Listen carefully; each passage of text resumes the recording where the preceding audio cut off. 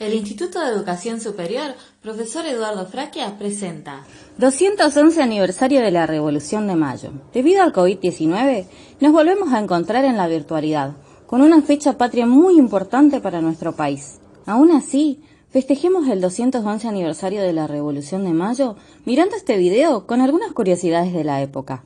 La Revolución de Mayo fue una serie de acontecimientos revolucionarios ocurridos en la ciudad de Buenos Aires, capital del Virreinato del Río de la Plata, dependiente del Rey de España. Pero, ¿qué sucedió durante el transcurso de la llamada Semana de Mayo? El 18 de mayo se confirma oficialmente la caída de la Junta Suprema Central y el 25 se destituye al virrey Baltasar Hidalgo de Cisneros y se lo reemplaza por la primera Junta de Gobierno.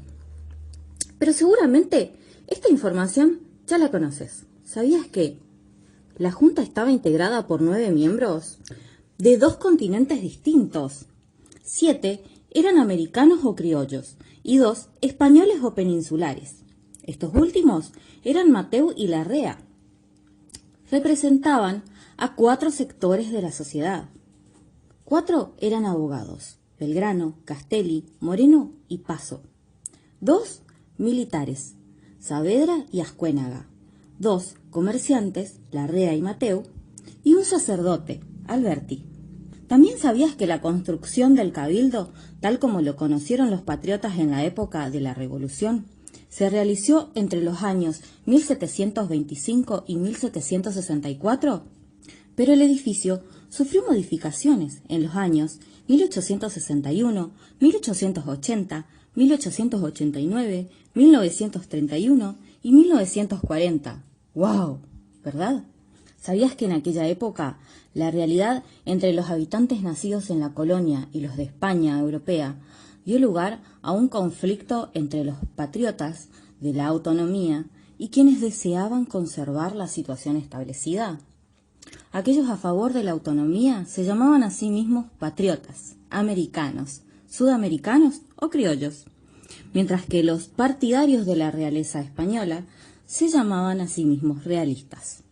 En aquella época, el periódico de la Revolución de Mayo, llamado La Gaceta de Buenos Aires, fue el antecedente de lo que hoy en día se conoce con el nombre de Boletín Oficial de la República Argentina.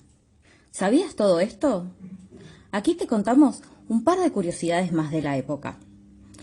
La edad promedio de los integrantes de la primera junta era de 43 años y el integrante más joven tenía solo 23 años, mientras que el integrante de más edad tenía 55. No todo el mundo podía concurrir al cabildo abierto. Además de los políticos y militares, solo podían concurrir los vecinos casados, afincados y arraigados en Buenos Aires. En este momento histórico, las mujeres, honradas y de buenas costumbres, solo tenían 3 oportunidades para salir de la casa: el bautismo, el casamiento y su entierro. El transporte más popular era el caballo, y solo los pudientes se movilizaban en carreta. Además, las vestimentas de la clase alta eran confeccionadas con telas europeas, mientras que las ropas más comunes entre las clases populares, el poncho o ruana, provenían de telares artesanales que se tejían con lana de guanaco o vicuña.